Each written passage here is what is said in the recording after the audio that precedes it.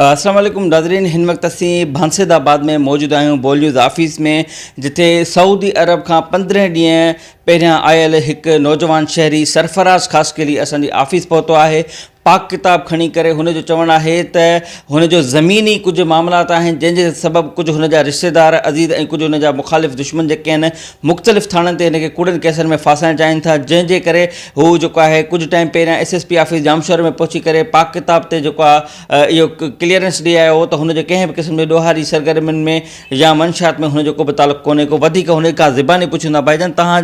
क़ुर शरीफ़ खणी आया हो, हीअ असांजे ईमान जी हद जेका पॉइंट हूंदी आहे न, हाणे तव्हां क़ुर पाक खे हाज़िर नाज़िर करे छा था ॿुधायो? क़ुर हाज़िर नाज़िल आहे त मां कीअं बि ॾोह में मुलस या माना कीअं ॾोहारी सां मुंहिंजो वास्तो कोन्हे को, सम्झो। 2018 में विच में माना कुझु पंहिंजा मसला हुया, उन्हनि जे वजह खां कुझु ग़लतियूं थियूं बि सही, पर 2018 खां पोइ मां क़ुर खयो कंहिं शइ में माना हिन महिल मुंहिंजा पंहिंजा ज़ाती कुझु मसला आहिनि, कुझु सजण पंज दुश्मन, उन हिसाब सां माना किथे बि को माना नुक़सानु या 15 ॾींहं थिया आहिनि सऊदी मां आयो आहियां, सुभाणे ईअं न थिए ग़रीब माण्हू वरी मां कंहिं मसइले में वञी पवां या लोड़ियां। मां थो चाहियां मुंहिंजो इज़त जो वक़्तु गुज़रे, इज़त सां मूंखे हिते रहणु ॾिनो वञे, इज़त सां माना मां पंहिंजो कारोबार करे सघां, ॿियो कुझु बि कोन्हे को। IG सिंध DIG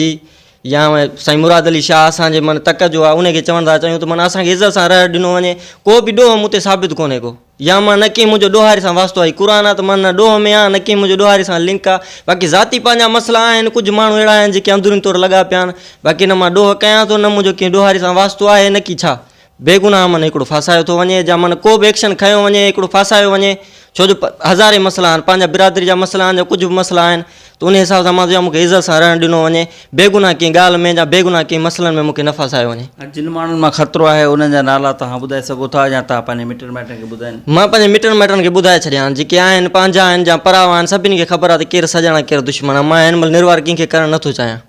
सम्झो। छा मुतालबो आहे हिन महिल? इहो मुतालबो आहे त माना हिन महिल आयो आहियां मां सऊदी मां 15 ॾींहं थिया आहिनि, मूंखे इज़त सां रहणु ॾिनो वञे, क़ुर जे सदके माना हिकिड़ो मूंखे सुकून सां रहणु ॾिनो वञे, न मुंहिंजो कंहिं ॾोह सां वास्तो, न कंहिं ॾोहारी सां वास्तो, न कंहिं सां मुंहिंजी लिंक आहे, माना हिकिड़ो इज़त सां मूंखे रहणु ॾिनो वञे, पंहिंजो कारोबार करणु ॾिनो वञे, हिकिड़ो इज़त जी ज़िंदगी गुज़ारण जे लाइ माना मूंखे केरु तंग न करे, ॿियो कुझु बि कोन्हे को।